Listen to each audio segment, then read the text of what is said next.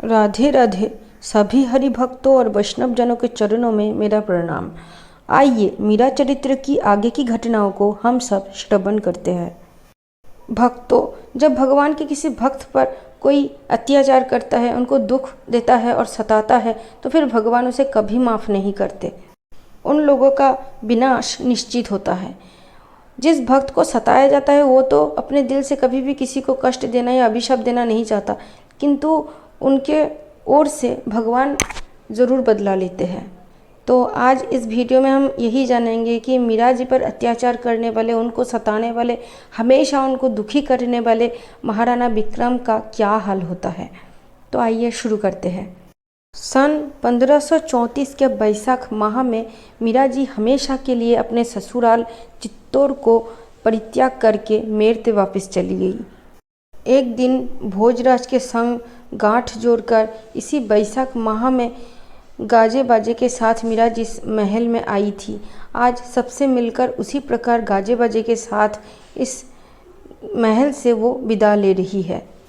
इस चित्तौड़ में ना जाने मीरा जी ने कितने उत्सव किए थे और यहाँ पर ही उनके आराध्य देव श्री गिरधर लाल ने अनेकों चमत्कार दिखाए थे।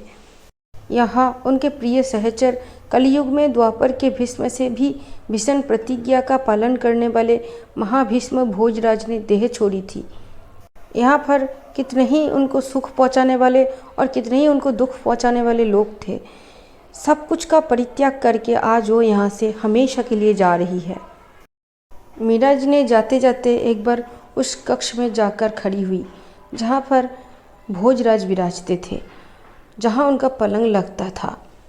पचरंगी लहरिया का साफा, गले में जराऊ कंठा पदक, सिर पर सिरपेच, कमर के कमरबंद में लगी कटार तलवार बांधे हंसते मुस्कुराते भोजराज मनोमूर्तिमान सम्मुख आ खड़े हुए।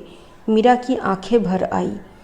सिख बख्शाओ महाराज कुमार, विदा विदा मेरे सखा, मेरे सुदृढ़ कवच। मुझसे जो भूले, जो अभिनय, जो अपराध हुए हो, उनके लिए क्षमा प्रार्थना करती हूँ। कहते हुए उन्होंने धरती पर मस्तक रखकर भोजराज को प्रणाम किया। फिर मीरा जी आंसू पोंछकर कक्ष से बाहर आई। अपने सेवक सेविकाओं में जो यहाँ रह रहे थे उन्हें आवश्यक भूमि, द्रव्य और आवास देकर जीविका का प्रबंध कर दिया, क्योंकि वो लोग तो साथ नहीं जा रहे हैं। जब सभी लोगों को ये पता चला कि मीरा जी हमेशा के लिए चित्तौड़ का परित्याग कर रही है, तो फिर उनको चाहने वालों की, उनके भक्तों की प्राण व्याकुल हो उठा। क्योंकि एक भक्त जब किसी स्थान पर रुकते हैं तो फिर वहाँ के जो वातावरण आदि होते हैं, सब कुछ उनके भक्ति परमाणु से, भाव परमाणु से भर जाते हैं, फिर वो लोगों को भी प्रभावित करते हैं।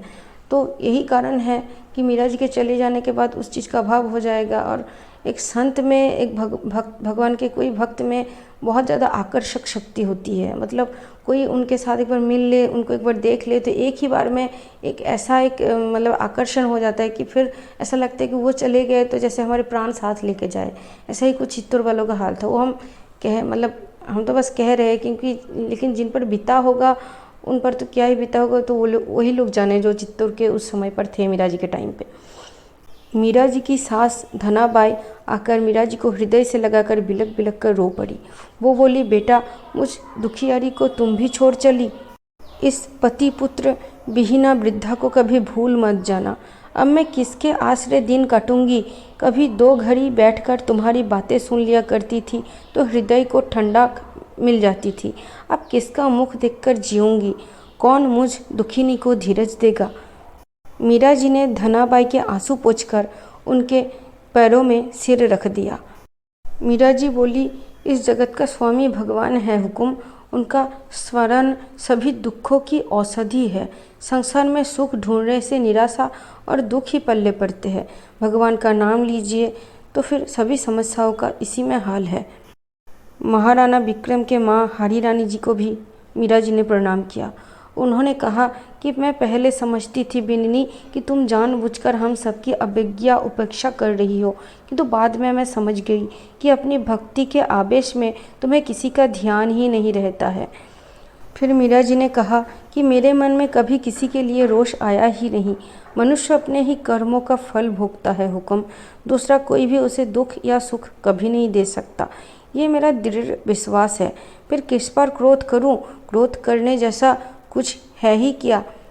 इसके बाद दास दासी को विदा करने के बाद उदय कुमार बाईसा, जो कि मीरा जी की ननद जी थी, वो आकर के मीरा जी के चरणों से लिपट गई।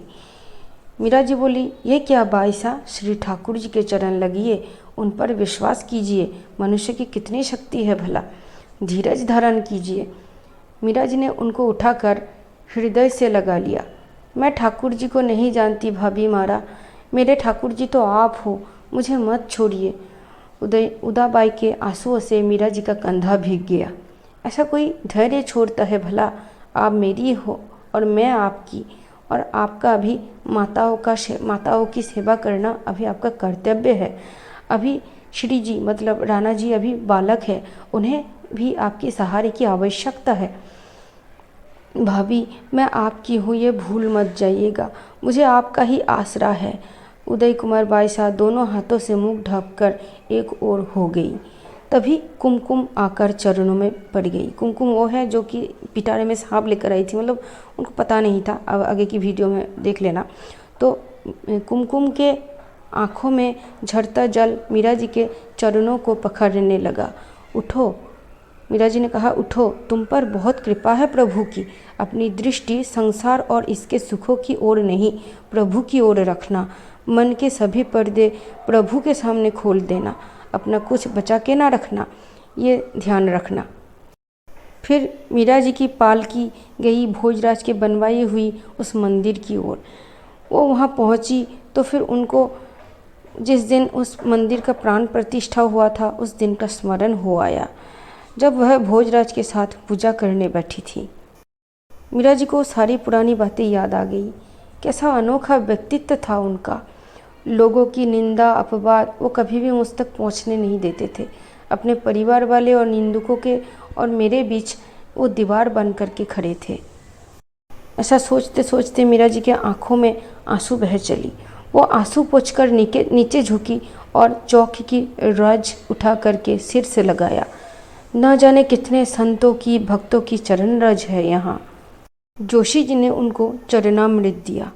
अपने नन्हे देवर उदय सिंह को उन्होंने बहुत दुलार किया। मंदिर से मिला प्रसाद उनके मुख में भी दिया।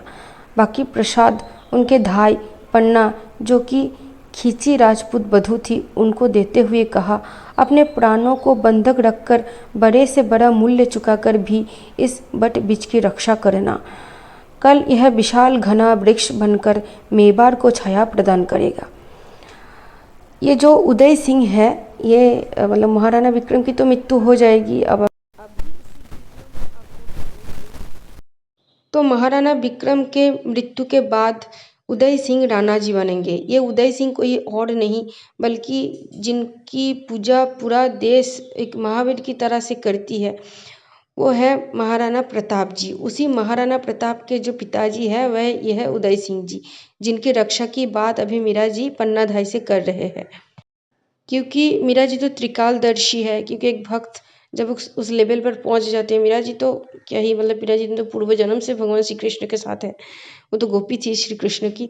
तो उनके सामने त्रिकाल की कौन सी रहस्य भला रहस्य बनकर रह सकती है, सब कुछ उनके सामने प्रकट हो जाती है। उनको पता था कि ये महाराणा विक्रम की भी मृत्यु हो जाएगी और साथ ही साथ ये उदय सिंह एक दिन राणा बनेंगे और उदय सिंह के ही बेटे महाराणा प्रताप फिर इस दुनिया की इस देश की रक्षा करेंगे।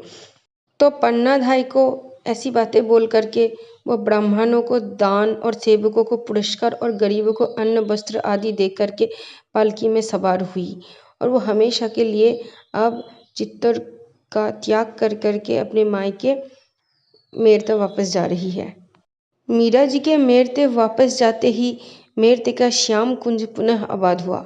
श्याम कुंज वह मंदिर है जहाँ पर मीरा विवाह से पूर्व अपने गिरधर गोपाल की सेवा पूजा किया करती थी। 30 वर्ष की आयु में मीरा ने चित्तौड़ का परित्याग करके पुनः मेरठ में वास किया। उनके हितैषी स्वजनों, चाकरों और दासियों को मानो बिन मांगे वरदान मिल गया।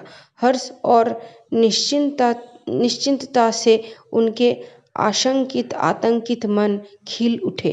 कथा वार्ता उत्सव और सत्संग की सिर खुल गई। मेरठ का श्याम कुंज उत्सव और सत्संग की उल्लास भरी उमंग से एक बार फिर खिल उठा। किंतु मीरा के श्री गिरधर गोपाल की योजना कुछ और ही थी।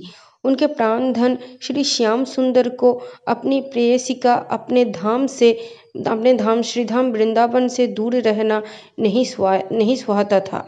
मीरा ने सदा के लिए चित्तौड़ तो छोड़ दिया, किंतु इतने मात्र से ही प्रभु संतुष्ट नहीं हुए। वे एकल खोर देवता जो ठहरे, उन्हें चाहने वाला दूसरों की आस करे, दूसरों के भरोसे रहे, कोई अन्य उनको अपना कहलाने वाला हो, यह तनिक भी उनको सहन नहीं होता।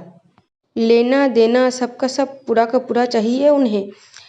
जिसे उन्होंने अपना लिया उसका और कोई अपना रहे ही क्यों, हो ही क्यों। तदनुसार राजनैतिक परिस्थितियां भी करवट बदलने लगी। भक्तों, अगर आप भी कान्हा जी की भक्ति करते हो तो आपको तो अपने भी जीवन में कभी न कभी अनुभव किया ही होगा कि अगर कान्हा जी को छोड़ करके अपने अगर किसी भी व्यक्ति या वस्तु को अगर इम्पोर्टेंस अपने जरा सी भी दिया है ना, समय के साथ साथ आप देखना वो व्यक्ति या वस्तु आपके जीवन से छीन ली जाती है। डरिए मत, घबराइए मत, वो आपके अच्छाई के लिए होता है, बाद में आपको समझ में आएगा। ऐसा बहुतों के साथ होता है, या तो झगड़ा हो जाएगा या फिर भगवान ना करे ऐसा हो, पर कभी कभी अगर उस व्यक्ति के कर्म बहुत बुरे रहे हो तो मृत्यु भी कभी कभी हो जाती है कि आपके मतलब भक्त के और उस व्यक्ति के बीच में कोई संबंध फिर नहीं रहेगा। जिसको इम्पोर्टेंस दोगे, चाहे वो कोई भी हो, किसी भी रिश्ते में हो। और अगर प्रभु के साथ आपका जो रिश्ता है, उसी रिश्ते का अगर आपके पास कोई और है और उसको आपने ज़्यादा इम्पोर्टेंस प्रभु से दे दिया, फिर तो हो लिया काम। तो खैर आगे बढ़ते हैं। मीरा जी के चित्तौड़ छोड़कर चले जाने के बाद बहादुर शाह गुजराती ने चित्तौड़ पर आक्रमण कर दिया। इस युद्ध में 32,000 राजपूतों की मृत्यु हो गई और करीब 13,000 स्त्रियां राजमाता हरी रानी के साथ जौहर के अग्निकुंड में जलकर खाक हो गई। इस युद्ध के बाद चित्तौड़ बहादुर शाह का हो गया और फिर से उस पर जब हुमायूं ने आक्रमण कर दिया तो फिर राजपूतों ने सेना इकट्ठी कर करके उन पर आक्रमण किया और फिर उनको उनका चित्तौड़ फिर से वापस मिल गया। इतना सब कुछ हो जाने के बाद भी महाराणा विक्रम को अक्ल नहीं आई। वो पहले जैसे ही उमरावों से बुरा बर्ताव करते रहे और भोग विलास में लगे रहे। इन्हीं दिनों पासवान पुत्र बनवीर की राज्य लिप्सा भर चली और उन्होंने एक रात चुपके से महाराणा विक्रम का तलवार से कत्ल कर दिया। पूरे राज्य का सिंहासन सिर्फ बनवीर की ही हो, इसी लालच में आकर बनवीर महाराणा विक्रम के छोटे भाई उदय सिंह को भी मारने की चेष्टा की, किंतु पन्नाधाय ने अपने पुत्र की बलि दे करके उदय सिंह की प्राणों की रक्षा की। भक्तों, चित्तौड़ जैसा संकट मेड़ता में भी छा रही थी। मीरा को आए हुए 2 वर्ष भी नहीं हुए थे कि जोधपुर के राव मालदेव ने मेड़ता पर आक्रमण कर दिया और मीरा जी को अपने पूरे परिवार सहित अजमेर में आना पड़ा। वहाँ रहकर भी उन लोगों को चैन नहीं पड़ा, उन लोगों को जगह जगह भटकना पड़ा। फिर वो लोग पुष्कर में जा कर के रहने लगे। तो भक्तों, आप सभी से एक रिक्वेस्ट है कि अगर आप हरि नाम जप नहीं करते हो तो आज ही से शुरू कर दीजिए। जो नाम आपको प्रिय लगे वही नाम आप लेना शुरू कर दीजिए। राम, कृष्ण, राधा, हरि, शिव, ओम, जो भी नाम आपको प्रिय लगे वो आप लेना शुरू कर दीजिए। किसी को गुरु मानते हो तो बहुत ही अच्छा, वरना जो नाम प्रिय लगे वो आप दिन में 10 से 20 तो लेना शुरू कर ही दीजिए। या फिर हरे कृष्ण महामंत्र ले सकते हैं। 16 नाम के होते हैं एक एक महामंत्र, तो लेना शुरू कीजिए। इससे आपका कोई पैसा नहीं लगेगा, आपका कोई ज़्यादा समय नहीं लगेगा और इसमें पवित्रता की कोई बात नहीं है। आप सोते, जागते, उठते, बैठते किसी भी अवस्था में ले सकते हैं।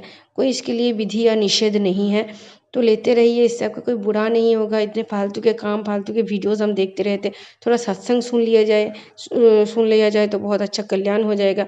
और कोई पसंद नहीं है तो प्रेमानंद जी को सुन लीजिए, आपका कल्याण होगा। फालतू के वीडियोस देखते हो, 1 मिनट तो सुन लो यार, 1 मिनट तो सुन लो, 1 से 5 मिनट सुन लो, बस दिन का रूटीन बना के सुन लो। सत्संग प्रेमानंद जी को सुन लो, एकांतिक वार्तालाप सुन लो, कल्याण हो जाएगा। और राधा राधा राधा राधा रटिए, हरे कृष्ण महामंत्र जपिए, जो मन करे वो रटिए, बहुत ही अच्छा होगा। काउंटर या माला लेकर जपे, अगर ना हो तो कोई बात नहीं, सिर्फ हाथ की उंगलियों पर गिन करके भी आप शुरू कर सकते हैं।